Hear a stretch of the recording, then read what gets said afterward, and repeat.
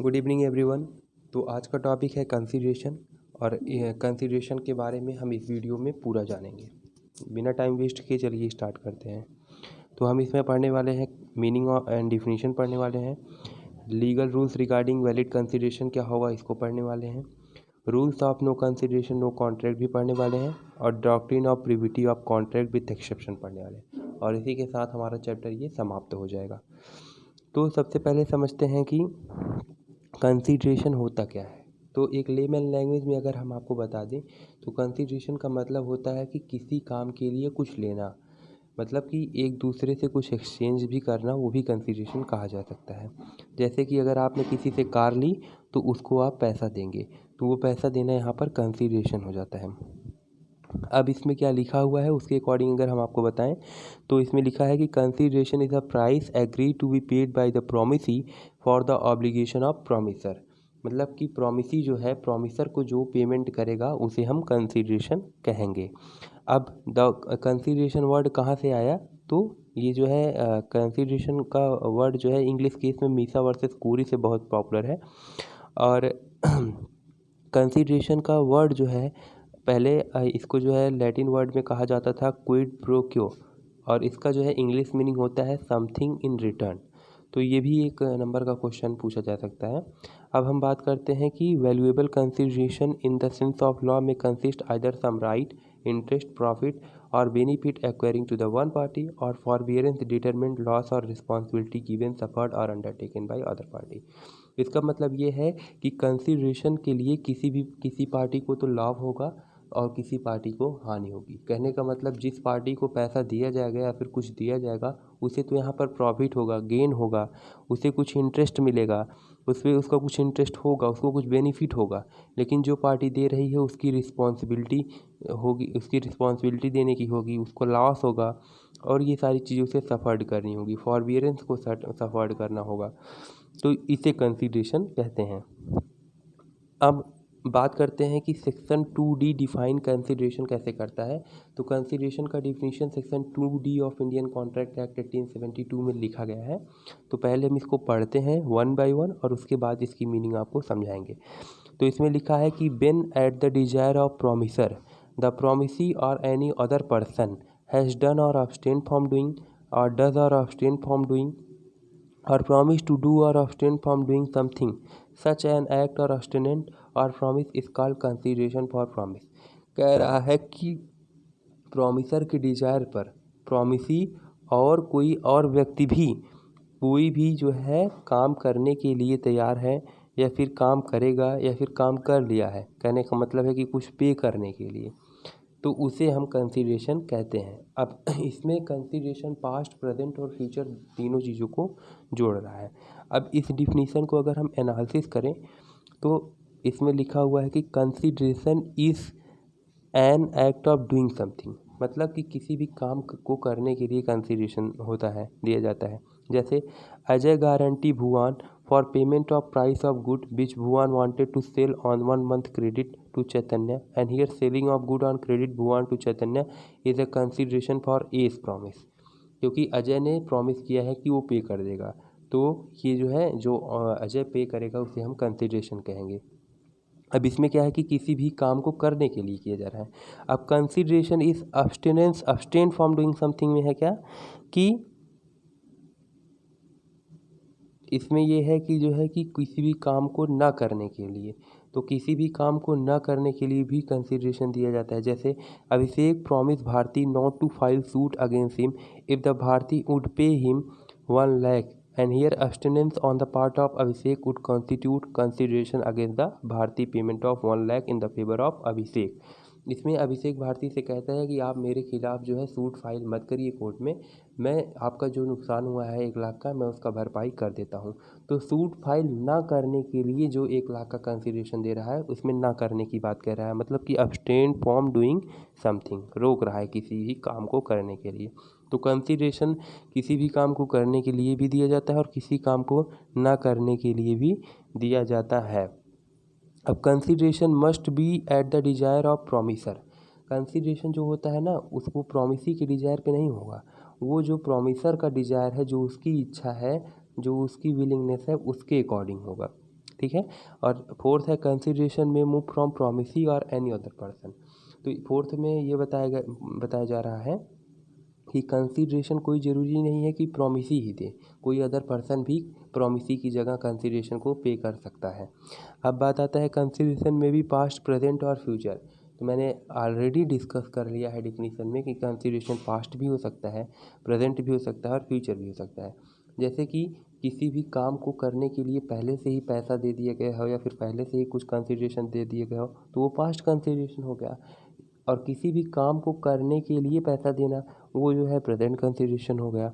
और किसी काम को करने के बाद फ्यूचर में जो पेमेंट करना उसे फ्यूचर कंसिडरेशन कहते हैं।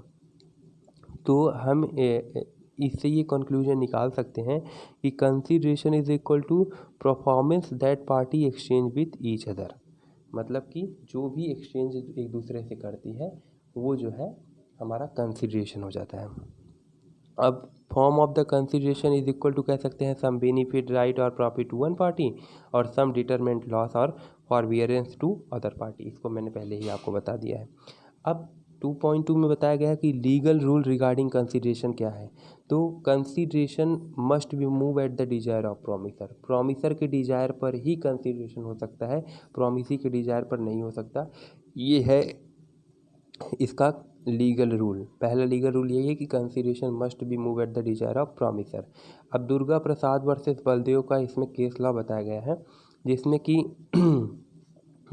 दुर्गा प्रसाद डिफेंडेंट होते हैं और वो प्रॉमिस करते हैं पी को प्लेंटिफ को, मतलब पी को प्लेंटिफ को कि certain commission on the article which would be sold through their agency in the market and market was constructed by the P at the desire of the C and not at the desire of the D. तो D was bound to pay as it was without consideration and hence void। मतलब कि consideration जो है promisor के according ही होना चाहिए। अब बात आता है कंसिडरेशन में move from promisee or any other person. तो कहने का मतलब है कि कंसिडरेशन जो है प्रोमिसर के हिसाब से तो होना चाहिए, लेकिन कंसिडरेशन पे करने के लिए ये कोई ज़रूरी नहीं है कि प्रोमिसी ही कंसिडरेशन को पे करे, कोई अदर पर्सन भी प्रोमिसी की जगह कंसिडरेशन पे कर सकता है। और इसमें लीडिंग केस है चनैया वर्सेस रमैया, और जिसमें ये बताया गया है कि एक लेडी रहती है जो कि अपनी डॉटर को जो है अपनी प्रॉपर्टी देती है, लेकिन वो ये कहती है कि तुम अपने मामा को कुछ अमाउंट इंस्टॉलमेंट के बेसिस पर देती रहना। और वो लड़की जो है कुछ दिन तक तो अपने मामा को इंस्टॉलमेंट के बेसिस पर देती है, लेकिन कुछ दिन बाद वो बंद कर देती है। तो मामा जी यहाँ पर जो है सू कर सकते हैं, क्योंकि इसमें बताया गया है कि कंसिडरेशन में move from promisee or any other person. मतलब कि प्रोमिसी तो कर ही सकता है, लेकिन कोई अदर पर्सन भी कंसिडरेशन कर सकता है। ये हो गया लीडिंग केस चनैया वर्सेस रमैया। अब इसमें बात करते हैं एक्सक्यूटेड एंड एक्सक्यूटरी कंसिडरेशन। तो जैसे मैंने पास्ट, प्रेजेंट और फ्यूचर के बारे में बताया था, ठीक वही यहाँ रूल लागू होगा। एक्सक्यूटेड मतलब कि जो पास्ट में है, और एक्सक्यूटरी मतलब जो फ्यूचर में होने वाला है या फिर अभी हो चुका है। तो इसमें भी सेम वही है। अब बात आती है कि consideration need not to be adequate. तो कहने का मतलब है कि जो कंसिडरेशन का अमाउंट है वो कोई ज़रूरी नहीं है कि वो पूरा ही हो, कुछ भी होगा तब भी हम उसे कंसिडरेशन कहेंगे। जैसे 50,000 की जगह अगर 25,000 भी है तब भी वो कंसिडरेशन कहा जाएगा। अब नेक्स्ट आता है कि performance of what one is legally bound to be perform. कहने का मतलब ये है कि जो भी परफॉर्मेंस करना है वो जो है legally bound to be perform होना चाहिए। जैसे consideration must not to be performance of existing duty. The performance of an act by the person who is legally bound to be perform the same can not be consideration for contract. Hence a promise to pay money to the witness is void for it is without consideration. Hence, such contract is void for the want of consideration. Similarly, an agreement for an client to pay to his casual after the latter has been engaged a certain sum over above the fee. तो कहने का मतलब है performance of what one is legally bound to be perform, तभी ये consideration को माना जाएगा। अब बात आती है consideration must be real and not illusionary. जो कंसिडरेशन दिया जाएगा वो रियल होना चाहिए, इल्यूजनरी नहीं होना चाहिए, मतलब झूठा नहीं होना चाहिए। कहने का मतलब ये है कि it must be something to which the law attach some value. जिसमें देखिए रियल क्या होता है, रियल वो चीज़ होता है जिसमें लॉ कहती है कि ये कुछ वैल्यू का है।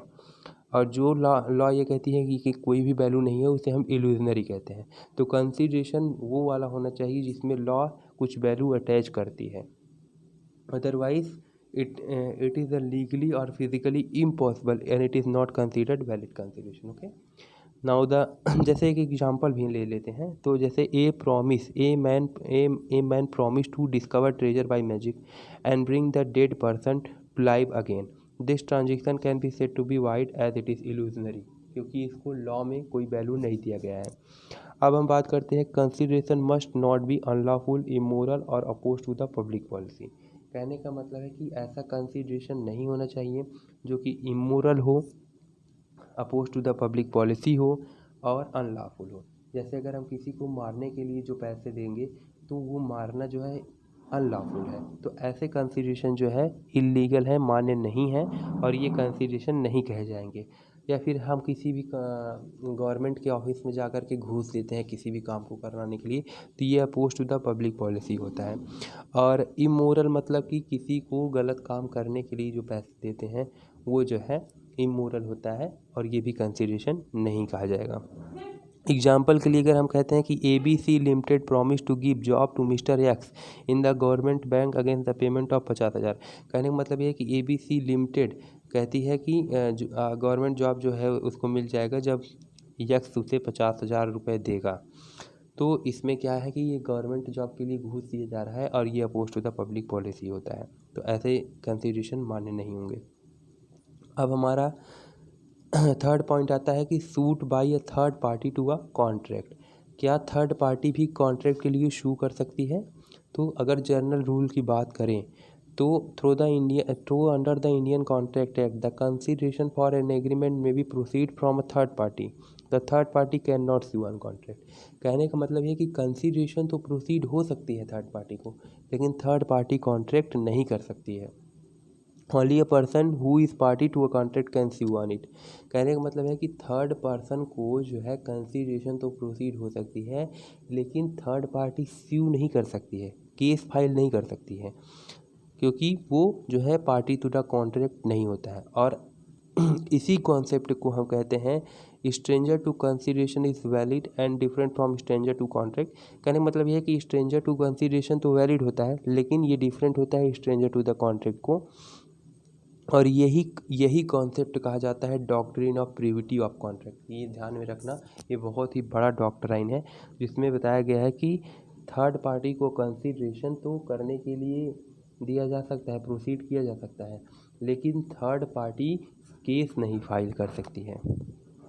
और अगर हम इसकी लीगल डिफिनीशन की बात करें doctrine of privity of contract में, तो लिया गया है कि the stranger to a contract can not sue is known as doctrine of privity of the contract, however subject to the certain exception. अच्छा, इसमें भी कुछ एक्सेप्शन है। तो पहला एक्सेप्शन है ये है कि इन केस ऑफ ट्रस्ट, जब किसी चीज़ में जैसे ट्रस्ट है तो उसमें जो है थर्ड पार्टी सू कर सकती है। जैसे a beneficiary can enforce his right under the trust though he was not a party to the contract between the settlor and trustee. जैसे कि अगर हम बात करें कि जैसे कोई व्यक्ति था और वो जो है एक पार्टनरशिप फर्म चला रहा था, और पार्टनरशिप फर्म चला रहा था और अचानक वो जो है वो डेट कर गया, तो उसमें उसके लड़के का जो है ट्रस्ट है, तो इसकी वजह से वो उसका लड़का थर्ड पार्टी भले ही हो, लेकिन वो जो है सूट फाइल कर सकता है अपने राइट के लिए। अब बात करते हैं in case of family settlement. Family settlement में भी जो है थर्ड पार्टी जो है सूट फाइल कर सकती है। अब बात करते हैं in case of assignment of contract. तो when the benefit under contract has been assigned, the assignee can enforce the contract, but such assignment should not involve any personal skill। कहने का मतलब है कि अगर हम किसी को जो है कॉन्ट्रैक्ट का असाइनी बना देते हैं, या फिर उसको इस तरीके से कह सकते हैं कि भाई तू मेरी जगह काम कर ले, तो वो भी थर्ड पार्टी भले है लेकिन वो केस फाइल कर सकता है। और in case of certain marriage contract के भी केस में जो है थर्ड पार्टी सू कर सकती है। और अब बात करते हैं in case of covenant running with the land. अच्छा, लैंड का जो मैटर होता है, ज़मीन का जो मैटर होता है, उसमें भी थर्ड पार्टी शू कर सकती है। तो ये कुछ एक्सेप्शन थे जो कि हम इसमें पढ़ लिए हैं। अब हम बात करते हैं कि validity of an agreement without consideration. क्या बिना कंसीडरेशन के एग्रीमेंट वैलिड है? अब ये 2.4 में हम पढ़ने वाले हैं। तो जनरल रूल का अगर माने तो विदाउट कंसीडरेशन जो है कोई भी एग्रीमेंट नहीं होता है, वो वाइड हो जाता है।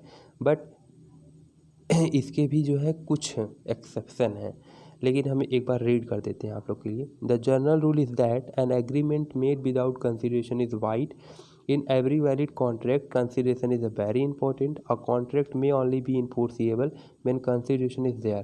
However, the Indian Contract Act contains certain exception into this rule. Exception क्या है? जैसे नेचुरल लव एंड अफेक्शन, या फिर हम कह सकते हैं खून के रिश्ते में, तो वहाँ पर जो है कोई ज़रूरी नहीं है कि कंसीडरेशन हो, बिना कंसीडरेशन के भी एग्रीमेंट बन जाता है। जैसे नेचुरल लव एंड अफेक्शन के बारे में अगर बात करें, जैसे it must be made out of natural love and affection, जैसे सन और फादर के बीच में, तो इसमें नेचुरल लव एंड अफेक्शन है। या फिर party must be stand in near relationship, it must be in writing, या फिर उस कॉन्ट्रैक्ट को हम राइटिंग में पहले से ही कर दिए हों कि भाई हमको कंसीडरेशन नहीं चाहिए। या फिर it must be registered under the law, या फिर ये चीज़ें लॉ में रजिस्टर्ड की गई हों कि कंसीडरेशन की ज़रूरत नहीं है, तो ऐसे एग्रीमेंट भी मान्य होंगे। अदरवाइज़ ऐसे एग्रीमेंट विदाउट कंसीडरेशन मान्य नहीं होते हैं। हस्बैंड और वाइफ का भी रिलेशन ले सकते हैं, तो इसमें भी जो है बिना कंसीडरेशन के एग्रीमेंट मान्य होगा। अब हम बात करते हैं compensation for past voluntary services. दूसरा एक्सेप्शन ये है कि जैसे कोई भी वॉलंटरी सर्विसेज किसी ने पिछले कुछ समय में किया है और हमें आज याद आ जाता है अचानक, तो हम सोचते हैं कि उसको कुछ पैसा वैसा दे दे, भाई उसने मेरी उस टाइम में हेल्प की थी, तो वो भी कंसीडरेशन है। इस टाइम के लिए तो मैं उसे कंसीडरेशन दे रहा हूँ, पर वो मुझे क्या दे रहा है इस टाइम में? कोई कंसीडरेशन नहीं दे रहा है, कोई चीज़ एक्सचेंज नहीं कर रहा है। तो इसमें भी ये ऐसा हो जाता है कि कंसीडरेशन, ये ऐसा एग्रीमेंट हो जाता है जिसमें वो कंसीडरेशन नहीं दे रहा है। तो ये भी हो गया। अब बात करते हैं प्रॉमिस टू पे टाइम बार डेप्ट। अब एक टाइम बार डेप्ट का मतलब ये होता है कि जैसे एक टाइम लिमिटेशन था और ए ने बी को लोन दिया 3 ईयर के लिए मान लो, और 3 ईयर के बाद भी जो है बी ने जो है लोन वापस नहीं किया, तो उसका टाइम बार्ड हो गया। लेकिन 4th ईयर में जो है बी ने कहा कि भाई मैं कुछ अमाउंट आपको दे दे रहा हूँ, तो टाइम बार्ड तक अगर वो कंसीडरेशन दे देता तो उसे हम कंसीडरेशन कहते, लेकिन टाइम बार्ड के बाद तो वो कॉन्ट्रैक्ट ही ख़त्म हो चुका था। अब जब कॉन्ट्रैक्ट वो ख़त्म हो चुका था, तो उसके बाद जब बी पैसा वापस कर रहा है तो बी तो कुछ दे रहा है, लेकिन ए उसके बदले कुछ नहीं दे रहा है। तो इस जगह भी हम कह सकते हैं कि यहाँ पर भी कंसीडरेशन नहीं है और तब भी एग्रीमेंट हो रहा है। अब बात करते हैं एजेंसी की। तो according to section 185 of Indian contract act, no consideration is necessary to create an agency. Agency create करने के लिए भी हमें कंसीडरेशन की ज़रूरत नहीं होती है। कॉम्प्लीटेड गिफ्ट, जैसे किसी को गिफ्ट दिया जा रहा है तो हम उसके बदले में एक्सेप्ट नहीं करते ना कि हमें भी गिफ्ट वापस मिले। हम दे रहे हैं, लेकिन ये कोई ज़रूरी नहीं है कि वो हमें दे, तो ऐसे भी एग्रीमेंट बन जाएंगे और इसमें कंसीडरेशन की रिक्वायर्ड नहीं होगी। अब बात करते हैं बेलमेंट की। तो सबसे पहले बेलमेंट के बारे में समझना ज़रूरी है, अदरवाइज़ ये कॉन्सेप्ट आपको नहीं समझ में आएगा। बेलमेंट का मतलब ये होता है कि पोजीशन ऑफ गुड किसी को कुछ समय के लिए दे देना, लेकिन ओनरशिप नहीं ट्रांसफ़र करना। जैसे एक एग्जांपल मैं लेमन लैंग्वेज में दूँ, जैसे मेरा घर है दिल्ली में और मेरे पास एक डॉगी है, या फिर कह सकते हैं एक पप्पी है छोटा सा। तो क्या हुआ कि अचानक मुझे फ़ॉरेन जाना पड़ रहा है 5-6 दिन के लिए, तो मैं क्या कर सकता हूँ, अपने पप्पी, मैं अकेला ही हूँ घर पे, तो अब पप्पी को तो मैं ले नहीं जा सकता क्योंकि थ्रू द एरोप्लेन मुझे जाना है, और पप्पी को ले जा कर के करूँगा भी क्या? तो मैं सोचता हूँ कि अपनी पप्पी को 5-6 दिन के लिए पड़ोस वाली आंटी को दे देता हूँ। तो जो पड़ोस वाली आंटी को सिर्फ 5-6 दिन के लिए मैं अपना पोजीशन ट्रांसफ़र कर रहा हूँ, जबकि हरदम के लिए नहीं दे रहा हूँ, ओनरशिप नहीं ट्रांसफ़र कर रहा हूँ। तो उस समय मैं हो जाऊँगा बेलर और वो पड़ोस वाली आंटी हो जाएंगी बेली, और इसी को कहते हैं बेलमेंट एग्रीमेंट। ठीक है, 5 दिन बाद में जब आऊँगा तो मैं अपना वापस ले लूँगा। ठीक है, ज़्यादा जानने की ज़रूरत नहीं है, इतना ही है। तो इस केस में भी मैंने उनको कुछ और पैसा वैसा थोड़ी दिया है, तो बिना कंसीडरेशन के भी ये एग्रीमेंट बन जाता है। चैरिटी की बात करें, चैरिटी मतलब दान वगैरह, दान वगैरह करने के लिए भी भाई कोई ज़रूरी नहीं है कि हम कुछ आप उसके बदले में लें, तो ये भी जो है विदाउट कंसीडरेशन ये एग्रीमेंट क्रिएट हो जाता है। और इसी तरीके से 20 मिनट के अंदर अंदर ही ये पूरा चैप्टर मैंने समाप्त कर दिया है। Okay, so thank you, good bye.